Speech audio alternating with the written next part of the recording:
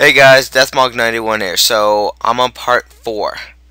There's on part 2. I did not know about this card at the time when I was doing all the spells. The next spell you guys are definitely gonna want to run Photon Lead. I actually when I found out about this card. It just lets you special summon a level 4 lower lightsworn light monster from your hand in face-up attack position. There's nothing that can go well. Your opponent might activate Bottomless or something, but hey, at least it's only a special summon. But this card lets you get Wolf out with no problem, because Wolf can only be special summoned, and it says you can special summon Wolf by sending it to the from the deck to the graveyard, but it doesn't specify that you can't special summon it from the hand. So Photon Lead or lead, whatever it is, great card. I would say definitely run 2 or 3 copies in your lightsworn deck if you can. So guys, there will be a part 5. Part 4 is dealing with just the synchros. So we got Catastor, staple, and unfortunately I couldn't get up on the deck like I normally do. Okay, so Catastor, that's a staple. Black Rose, staple. Arm, yes and no. You want to run Arm, but you don't want to run Arm, because you do have the opportunity to get him out, but you don't always use him. So Arm is a maybe. Ancient Fairy Dragon, I would say a yes, just because once per turn you can destroy a field spell, so that fucks up Dark World right there. And if you do so, you can get you gain 1,000 life points, and then you can add a field spell from your deck to your hand, or you can always just special summon a level 4 or lower from your hand, but you can't conduct your battle phase. But if you mainly focus on once per turn, you can destroy a field spell. So that works right there. Ancient Fairy, as of right now, it's a definite yes to run in actually almost any deck, because you can. Ancient Fairy takes out Dark World, takes out Gravekeepers, right there. That's your big thing. Gravekeepers aren't seeing as much play. Dark World's seeing a lot of play. But yeah, that's a big focus right now. Ancient Fairy, great card. Ancient Sacred Wyvern, I'm back and forth on this card. This card, it's good and bad. Its attack points can be very high, but it can be very low at the same time. This card is more of, it's optional. Personally, I wouldn't run it in lightsworn, just because more than likely lightsworn is supposed to be fast paced. You're supposed to be able to just kill your opponent as quick as possible. So this card's really not, you don't really need it. Arcanite Magician, yes and no. It's nice that you can destroy 2 cards to get, and then, you know, it's a combo card. It's got 1800 defense or 2400 attack when it first comes out, but then you can just keep cycling it. It's actually pretty easy to get this guy out. He's a yes and no in my book, but he's a level 7, so that's always good. Avenging Knight Parshaft. Once per turn, you can change the battle position of one face-up monster your opponent controls during the battle between the attacking card and a defense position monster. Basically does piercing damage. So if your opponent's got like a big monster, like let's say Sheehan or something, Sheehan can be a pain in the butt. You get this guy out. He is a level 8. Switch Sheehan to defense, and then you do a ton of damage. Even though attack position would be fine normally, but you know, why not do the piercing damage? He's a maybe in lightsworn. I've ran him before. I've had good luck, but I've had bad luck with him too. Okay, Blood, me Fist. Uh, you can run it if you somehow get a hold of him. As of right now, you can only get a hold of him through a YCS. And the next one in the US isn't going to be till the 100th YCS in Long Beach, California. I am planning on attending. You guys will know about a week or two beforehand if I'll definitely be there. But yeah, I plan on going. I don't care. I'm like 6 hours away from Long Beach, and it'd be cool. But Blood, Me Fist, it's optional, but it'd be cool to run. But I doubt you'd actually run them just because of how crazy the unlikelihood you'd get a hold of him without paying a ton of cash. So I would say no, but he has a possibility of running. So, you know. Brio, staple, no explanation. Colossal Fighter, staple, no explanation. This is one I came across that I guess is in the OCG, but not in the TCG yet. Crimson Blader. If this card destroys an opponent's monster by battle and sent to the graveyard, your opponent cannot normal summon or special summon level 5 or higher during the next turn. This guy's got 2800 attack, 2600 defense. He's a level 8. If he was like a level 6 again, like Yo-Yo right there, I think it wouldn't be as broken, but it's pretty good. I could see him going in for a 6 Samurai deck or something. I don't know if I would want to run him if I could, but I need to know what kind of deck my opponent's running before I do it. If lightsworn was top tier, lightsworn's probably tier 2 right now. I don't know. Someone probably knows, but no one really knows everything. But I would say Crimson Blader would probably be better off in a warrior deck, like 6AMs or something. But Crimson Blader is actually a pretty good card. It fucks up special summoning, which can really hurt a deck. Well, it fucks up Dark World, and it fucks up Synchro with summoning, because there's only a few low-level Synchro monsters. So I would say Crimson Blader, I'd keep him in a maybe, just because he's good. Dark Strike Fighter, and no explanation needed. If you guys were around during that format, it was stupid. You could easily win with just that card. It's like, oh, you got Dark Strike Fighter out, he won. But because he's banned, you're not going to run him. Formula Synchron, I would say yes, just because it's not that hard to get out, but it is. Most of the time, plant guys rely on Spore and a token from Dandelion. For us, it's Glow Up Bulb and then a token. But for us, it's Chaos Necromancer in my case, and Glow Up Bulb. Or Effect Veiler and Chaos Necromancer. Or the token and one of those two cards. But yeah, Formula Synchron definitely run, because he comes out more than you would think.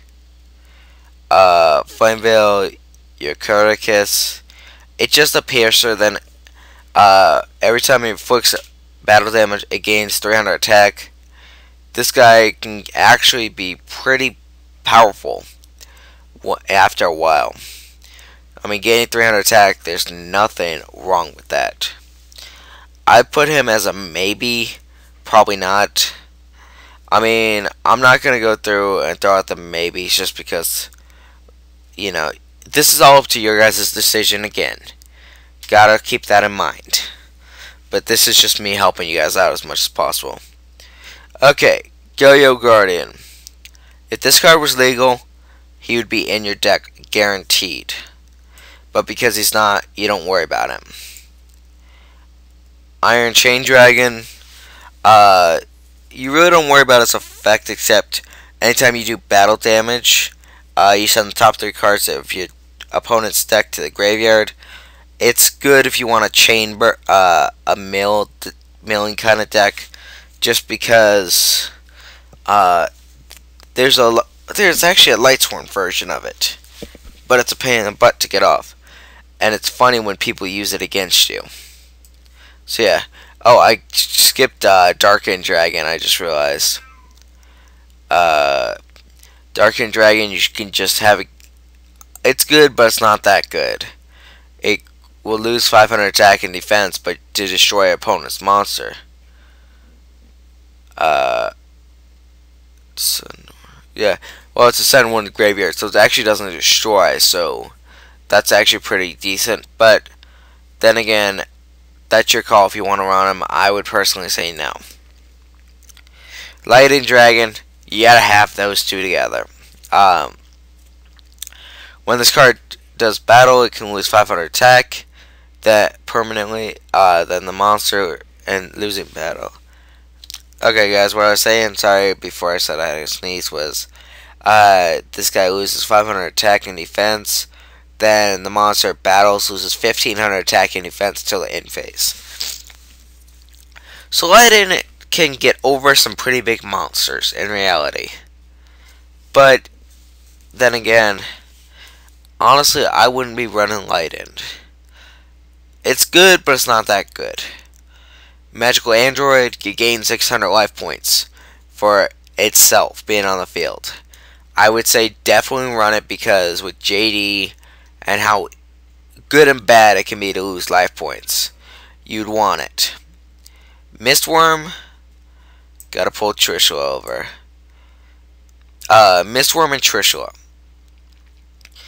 both the level 9 beat sticks. Mistworm can return 3 cards your opponent controls to the hand, which could actually be better than to have them removed from play.